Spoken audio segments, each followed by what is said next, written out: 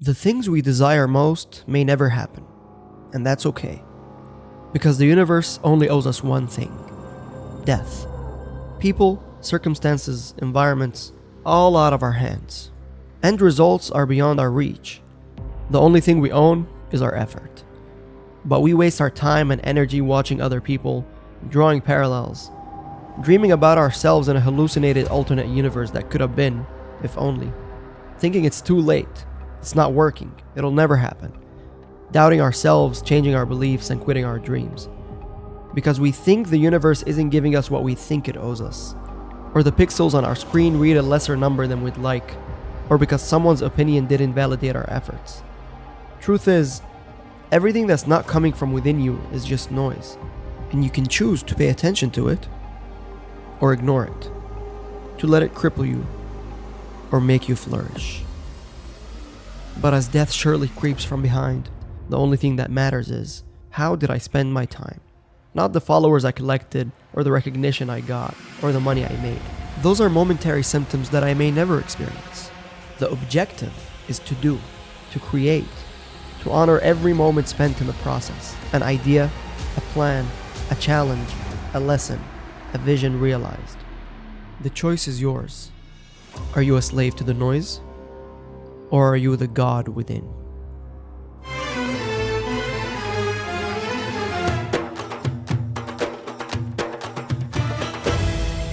Honestly, this message is mainly to myself because I'm just starting this podcast and I'm in that phase where I'm having 3 notifications, and it's a like from my mom, a comment from my mom, and a message from my mom. This is a perfect chance for me to talk about this because this is the time where I get the most doubts and the most questioning about what I'm doing and what I'm doing wrong and if I should be doing this at all. And all these doubts that start creeping into my brain as I start to put the effort into this thing and try to get it off the ground. So I feel like these doubts and these second guesses that we have about everything that we do, if we don't see the result that we expected to see, I think it stems from the school system. When we were children, we would go to school, and then the entire year that you spent at school was basically for one specific purpose. And that purpose was you need to pass the exam, the final exam or the midterm exam or whatever exams you have. That was the entire goal of being at school. And the hierarchy of like who's the smart kid and who's the dumb kid in school was assessed based on the grades you got in the exam. And it didn't matter whether it was a subject you liked or whether the teacher sucked and that's the reason you got bad grades, or whether the curriculum was stupid. It didn't matter why you got the grades you got. You were praised for getting good grades, and then you were punished and mocked for getting bad grades. You were called smart or you were called stupid. There was no in between. And I feel like our upbringing in this system has allowed for this mentality of we need to achieve a certain result in order to feel satisfied. And we need to see the end result, or we need to achieve something at the end of the day in order for all of our effort and our work and our passion and love put into something and our sweat and tears and blood to mean anything at all. And if we don't make it to that final step where we see the rendered result in front of our eyes and the world gets to see it, then we feel like we wasted our time. And I think that mentality is a waste of energy. And I feel like it all stems from that school system having taught us that the final exam is the result that is going to validate all of your efforts. On top of that, obviously, we've been on social media for the past decade or so, decade and a half, and there has been an alarming rise in internet gurus who claim to have it all figured out, who claim to give us the knowledge that we all so crave. And it's all fucking bullshit. All these 17-year-olds that say how I became a millionaire at age 3 and here's how to make $10,000 a second with no work whatsoever. And we see on social media all the time all these perfect lives and people painting their life in a certain light, and they want you to believe that this is what life is supposed to look like, or they want to show you what they do for a living, and they show you this is what your job is supposed to look like. Forget about your 9 to 5. Your 9 to 5 is making you depressed. No, you're making me depressed because you're making me second guess everything that I'm doing and giving me this unattainable and unrealistic, even if it's attainable, it's unrealistic. It's an unrealistic standard of living that demonizes hard work and demonizes putting in the effort in the process and glorifies getting extreme results with a very unrealistic ratio of work to results or work to outcome. And I think that's another reason that because we're all spending so much time on social media, you simply can't escape the person who's telling you, I woke up in Bali, Indonesia, and I went to the cafe where the coffee costs 1 cent, and all these digital nomads around me are working remotely. We're working 2 hours a day, and I own this villa by the ocean. Like, shut the fuck up, bro. We're constantly being bombarded with this mentality, and it doesn't help. It doesn't help because life is already difficult, but it's not what we have made it out to be. Working hard is not ew. It's not yuck. It's not a horrible thing. Working hard is commendable. It's something you shouldn't want to achieve things without working hard for them. But that's besides the point. Because my point is everyone is glorifying the result and no one is glorifying the process. In my opinion, the process is so much more important than the result. Because you can put in the effort and something could happen to you and prevent you from reaching the end result or the outcome that you wanted. But nothing will ever rob you of the process and the work that you have already put in. And everything that you've learned along the way, putting in that manual work, nothing will ever rob you of that. Unless you fall in your head and get long-term memory loss or short-term memory loss. Shit. But other than that, nothing can rob you of it. Let me take a sip here real quick. So because we're never focusing on the process and we're always focusing on the end result, it keeps us in a constant state of misery. Because what happens is we're comparing our outcome to someone else's. And because of that, we are not looking at the timeline. We're simply looking at how far along a path someone has gone. And then I'm comparing myself, who I literally just started, I'm comparing myself to someone who has been walking that path for 10 years or a year or 10 minutes, but they're just very fast. Like, it doesn't matter where other people are. But when we are so hyper-focused on the result, this is what ends up happening. We end up comparing ourselves to someone without looking at the journey. We simply erase all the context and we look at where they are currently at the moment in this point in time.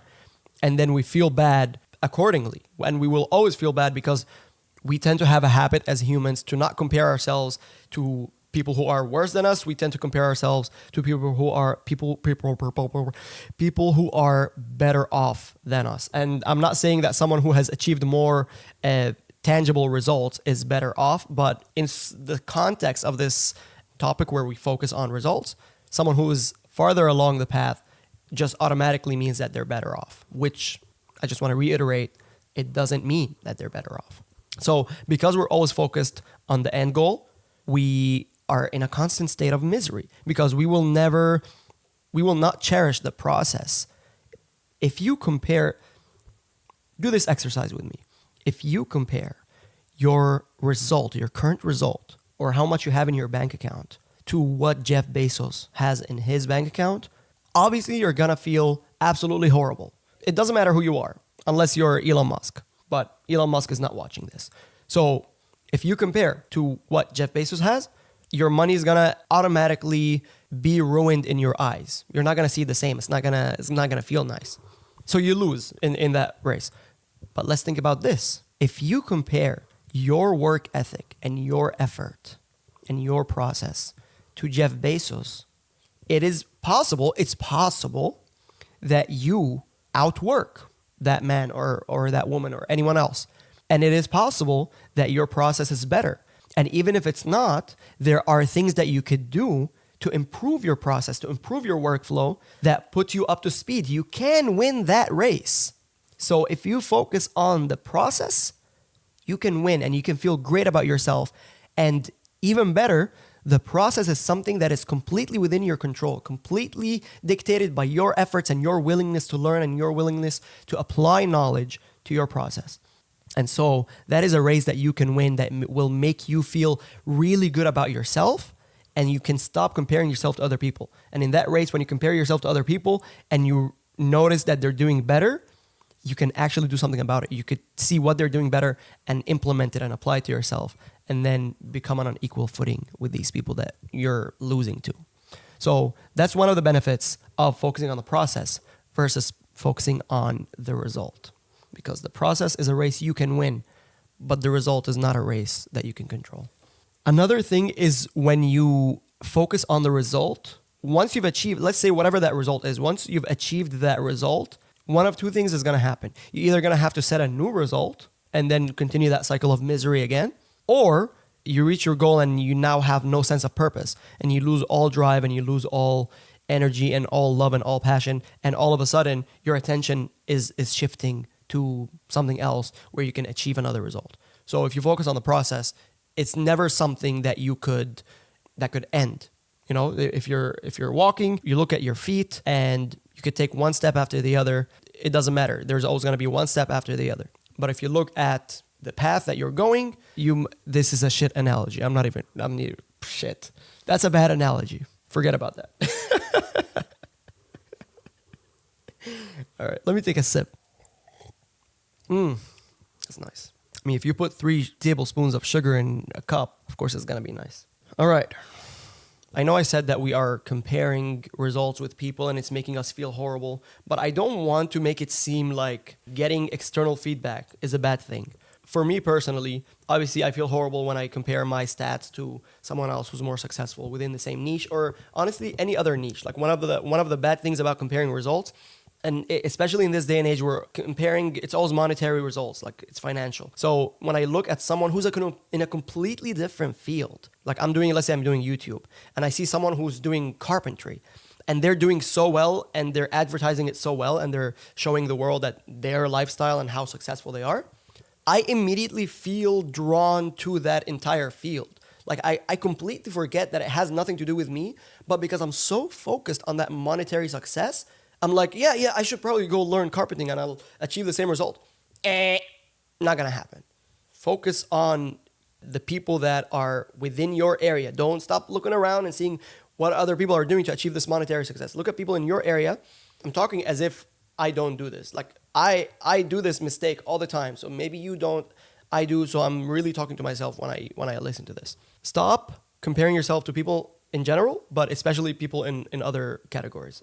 So what I'll say is, it's not horrible to compare if it's allowing you to improve and allowing you to grow and evolve. If I'm comparing myself to other people within the same niche, I get to see what they're doing better than me and then apply it to myself and to my process.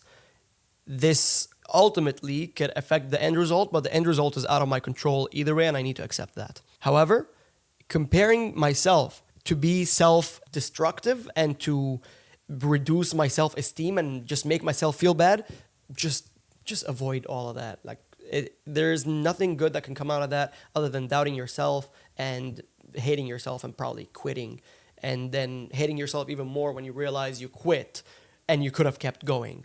And now it's 5 years later and you're back in square one or still in square one.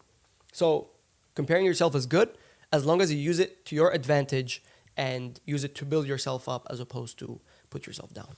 And finally, I want to talk about death. I know death is always a scary topic and everyone doesn't like to think about it, but there is an Arabic, maybe Islamic proverb that says, work for your world like you are immortal and work for the afterlife like you will die tomorrow. If you have impact and you've put out work and things that affects and influences other people, that stays forever.